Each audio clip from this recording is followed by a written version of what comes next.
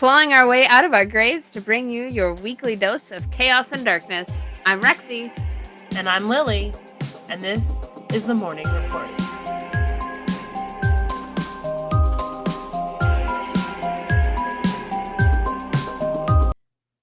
Beloved mourners. that sounds weird, right? Why did you Beloved say mourners? No, it's just the way you said it. Beloved mourners. It's really creepy. Oh, I wish I could be like the crypt keeper. Like, oh, Jesus, help us all. All right. Well, okay. So we have gone through 2 article swaps, and now we are about to record. I think this is going to be a 2-parter, so stick around for it all. But this is like a secret. Lily and Leo have been keeping this a secret for forever. And Lily and Leo have many secrets. That was bad. Never mind. Oh, you're keeping so many things from me. Just occasionally secret articles. That's all, I think. Okay. No.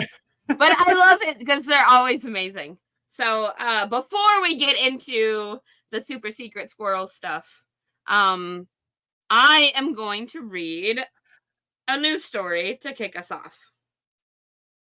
All right. Make it speedy. I'm excited. This one.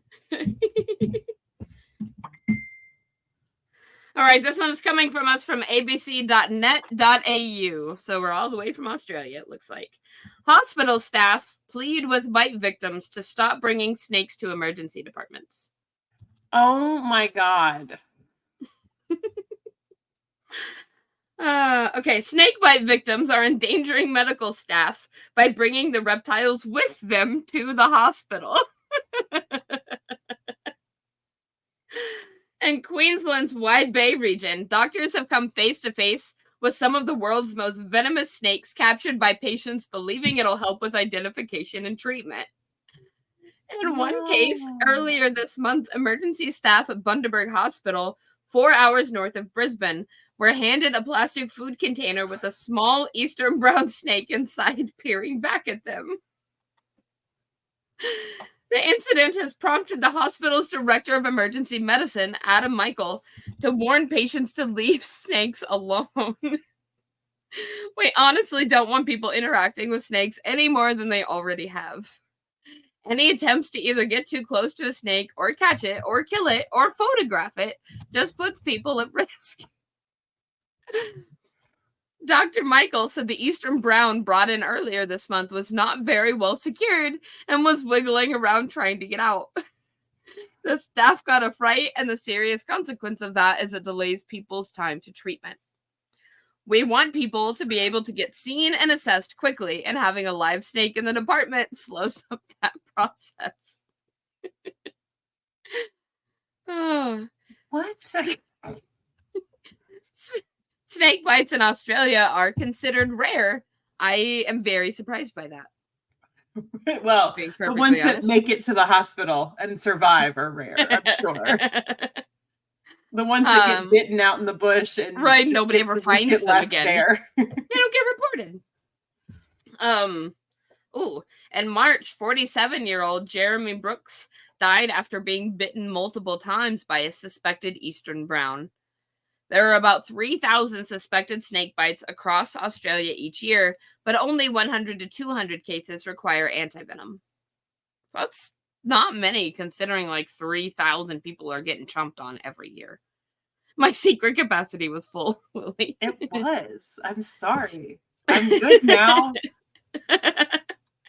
In the Wide Bay region alone this year, almost 100 people aged as young as 1 had been treated for snake bites. A lot of bites occur because people interfere with snakes, so they either try to pick them up or move them or do silly things with them, and that's when you get bitten, so just don't go near them. I have a question. Okay. How are we going to sit here and tell people that bites are rare in Australia, but we've had 3,000 people this year already? I feel like that's a lot. It does seem like a lot to me. He said it wasn't the first time he'd heard of patients bringing snakes into the hospital with them. That's because people are stupid. If the snake gets out in an emergency department, that becomes a huge disaster. Dr. Michael said medical staff did not need to see a snake to know how to treat patients. We can determine if you need antivenom, and if so, what antivenom you need based on clinical signs, blood tests, and also the snake venom detection kits we keep here at the hospital. We're actually not trained to identify snakes, so that's not helpful. It just puts the staff at risk as well as yourself. I brought this. Do you know what it is? Nope. Nope, okay. Don't have a clue. Please put it back. Snake catcher Jonas Murphy has relocated several snakes brought into the Bundaberg Hospital. Mr. Murphy said the snakes were in plastic containers or bags and posed a big danger if they had escaped. You were risking a follow-up bite and you're putting everyone around you in danger.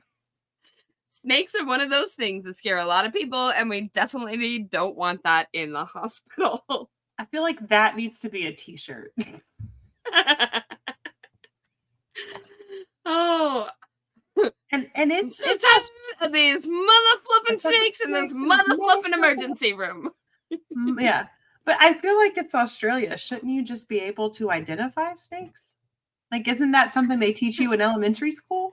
I don't know. Does anybody out there live in Australia? And can you tell us how they teach you how to survive in the place where everything wants to kill you? Dr. Michael urged anyone bitten by a snake not to panic and to call for help. It's really important not to wash the bite side.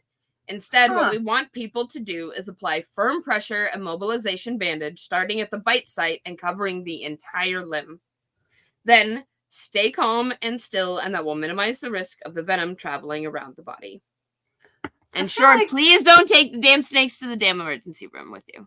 They'll catch them. You get bit by a snake, leave the frickin' snake alone.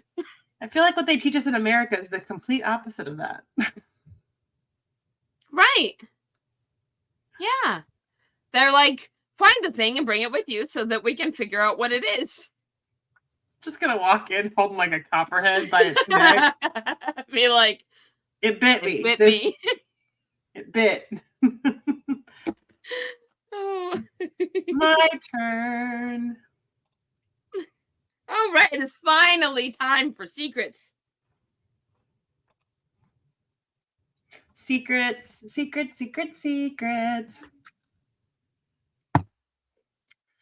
If I say the name David Hahn, does that mean anything to you? I don't think so. Cool. Then you're going to learn something fun. All right. Let's have it. Okay. So David was born just outside Detroit in 1976. His parents were auto workers with General Motors, obviously, because it was Detroit. His mom, Patty, suffered from alcoholism and depression and was diagnosed with schizophrenia when David was 4. So his parents split up when he was 9, and he grew up mostly with his dad, Ken, seeing his mom on weekends. David had a pretty normal childhood. Lots of friends, played baseball, soccer, joined the Boy Scouts. But a turning point in his young life happened when he was given the Golden Book of Chemistry experiments by his grandpa when he was 10. It's a beginner's guide geared toward children. Soon, David was possessed by the need to learn more and more about chemistry. He even went all in, building a real lab in his room, test tubes, real beakers, Bunsen burners, and all kinds of books and materials to play with. In just 4 short years, David learned how to make nitroglycerin, which is a highly explosive liquid used in dynamite and other explosives, and somehow also heart medication. Okay. With me? Yep. No, and this he's guy still yet? 10? He's still 10? He's still 10-ish. Yeah. Ish. Okay.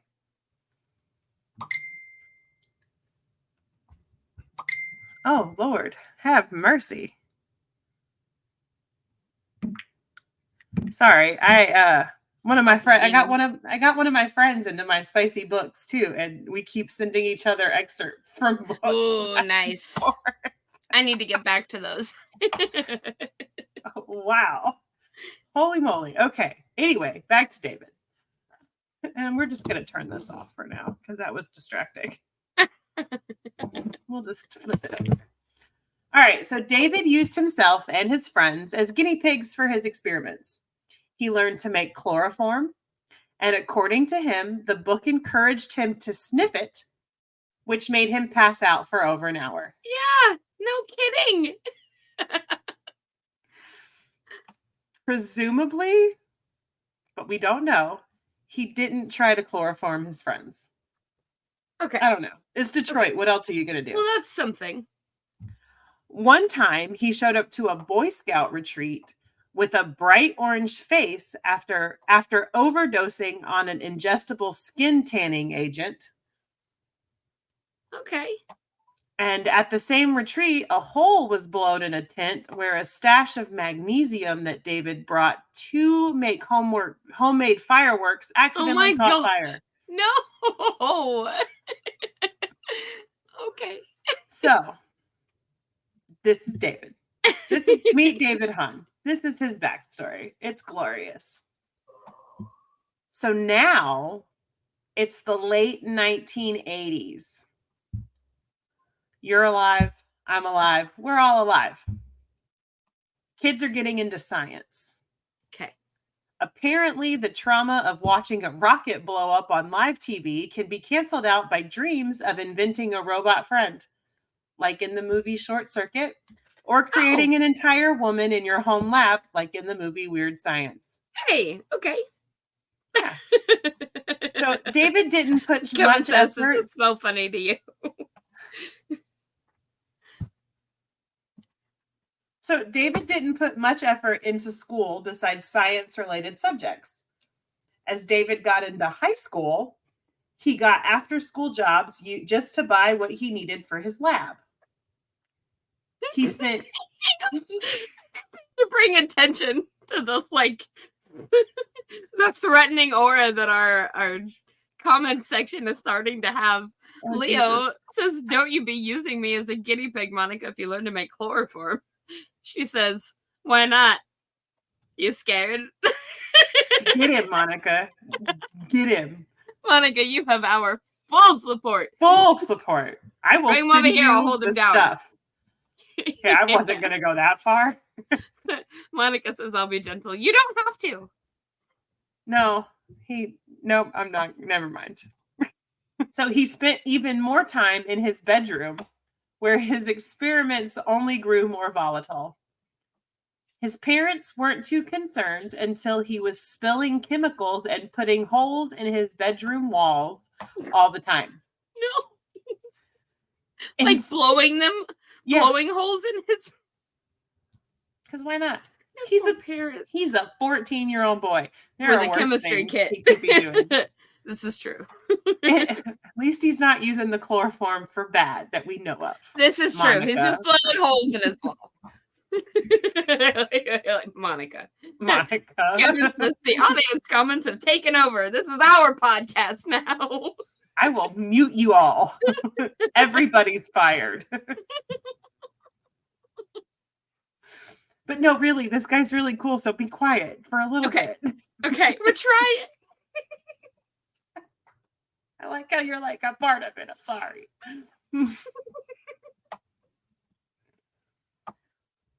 So instead of curbing his enthusiasm for explosions, they just made him move his lab from his bedroom to the basement.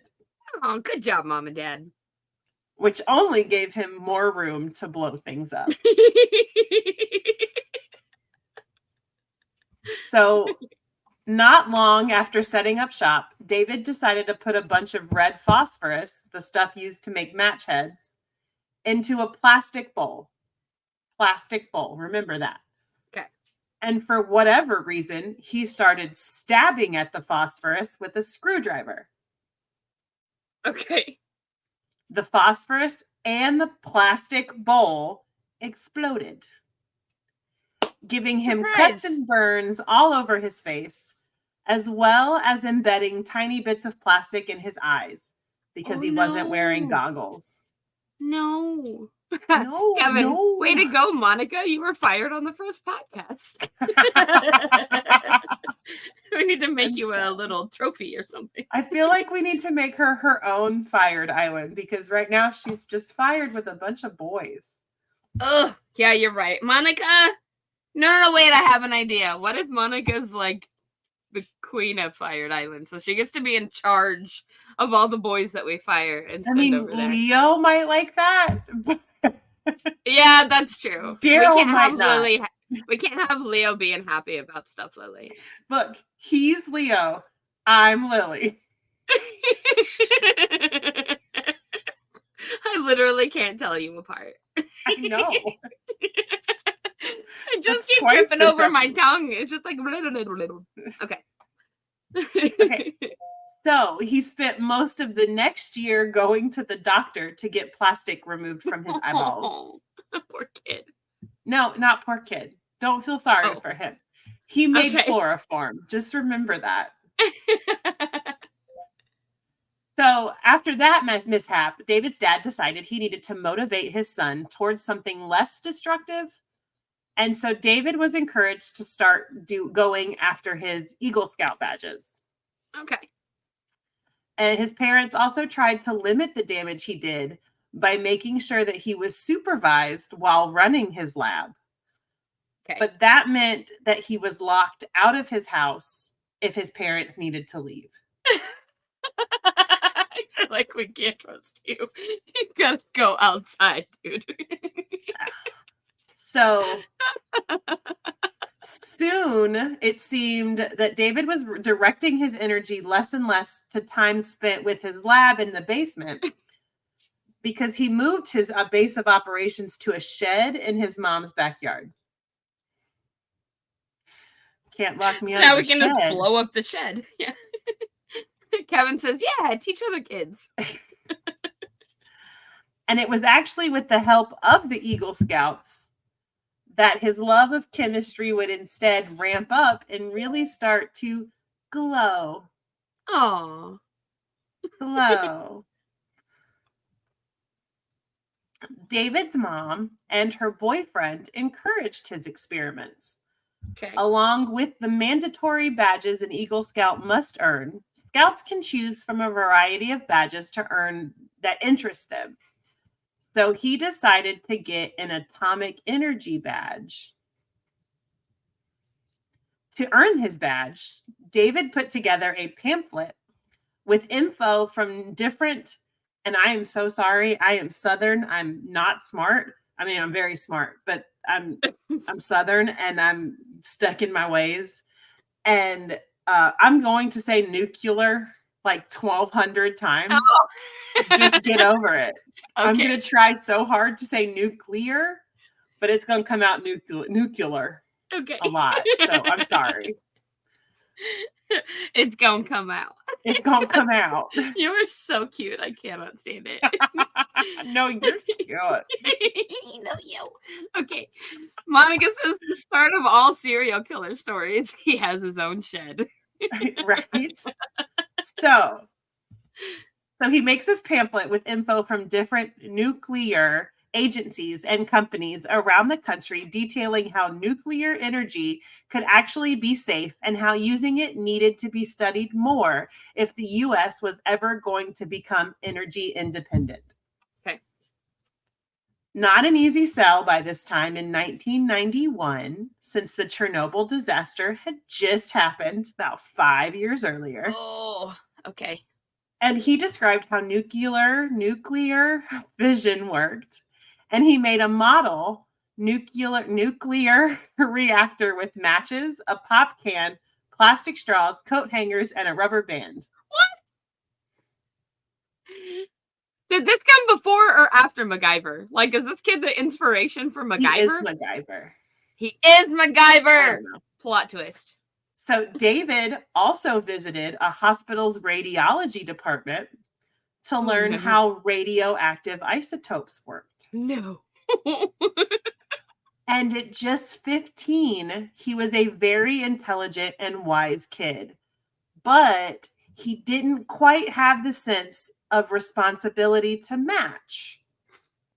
Judging by the project he started after earning his merit badge, and this project that earned him the nickname the Radioactive Boy Scout. Oh no. Okay. So, David wanted to build the real thing, a working nuclear reactor. Okay. Specifically, he wanted to build a breeder reactor, which is a nuclear reactor that, along with generating energy, also creates new fuel for itself, so it's self-sustaining and can continuously run. That's really cool. Okay. It is really cool, but probably Especially not for in your a freaking shed out in the 15-year-old. backyard. Probably not. It was the next step in solving the looming energy crisis. Large-scale breeder reactors had been tried before, but melted down or were too expensive.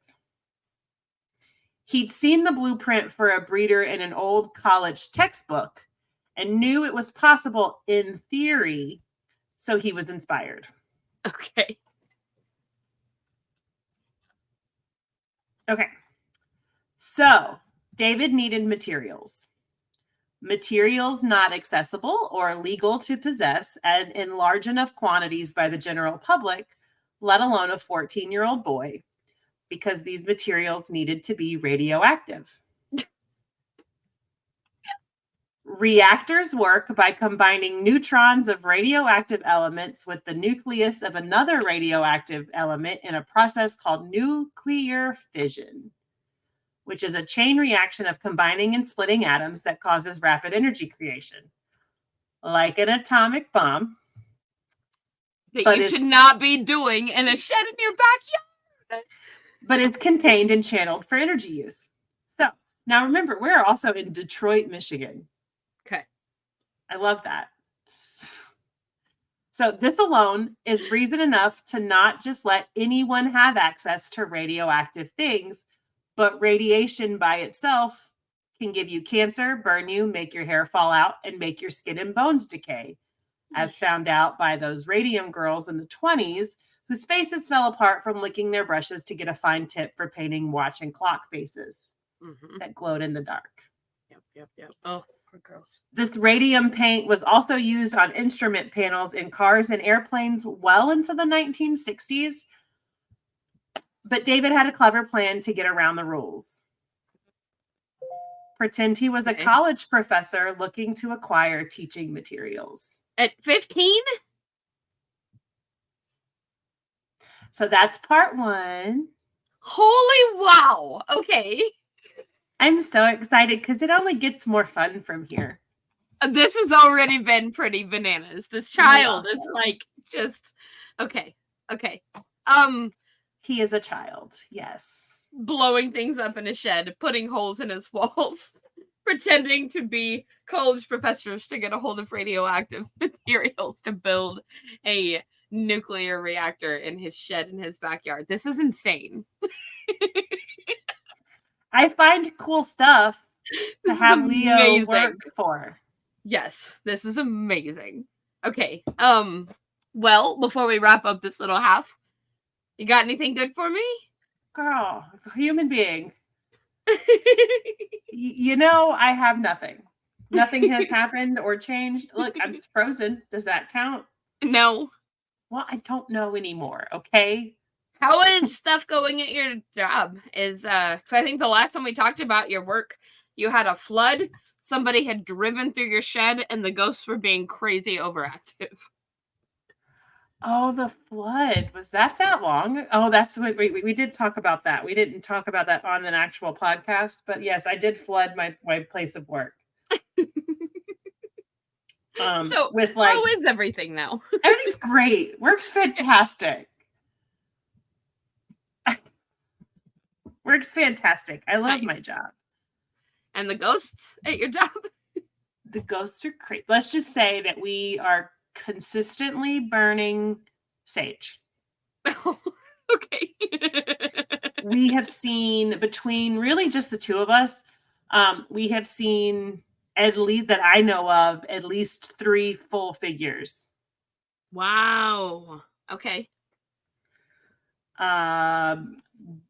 Things knock on doors. Like if you are in the bathroom with the door closed, Yeah. somebody will come and bang on the door. That's freaky.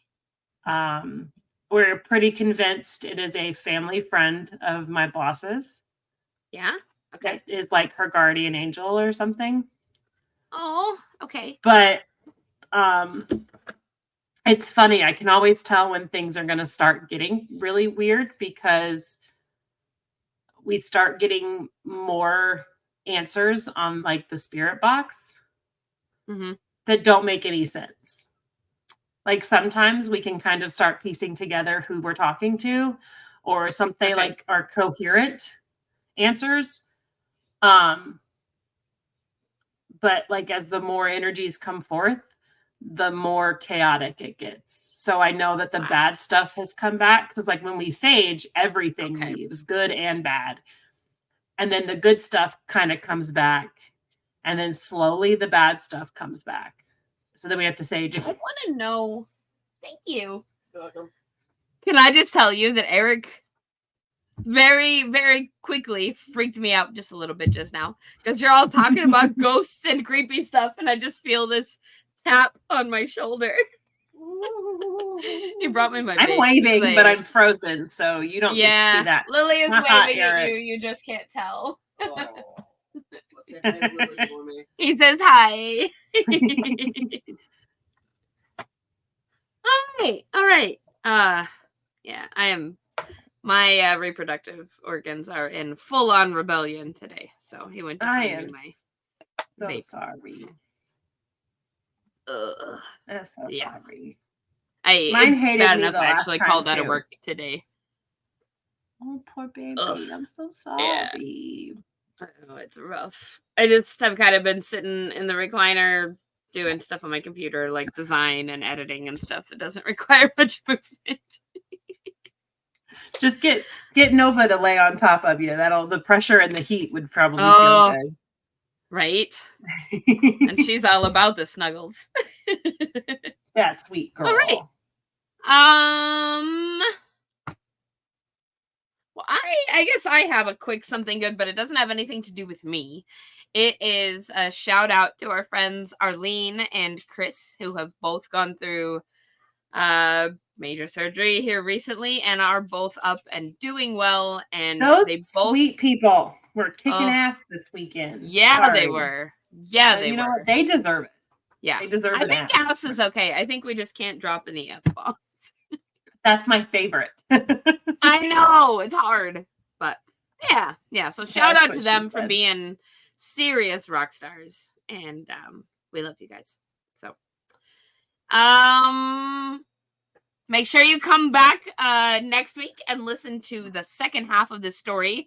For all of you guys listening live with us right now, don't go anywhere. We're gonna be back with you. We'll be right back. Yeah. We'll be right back. This has been the Morning Report. The Morning Report.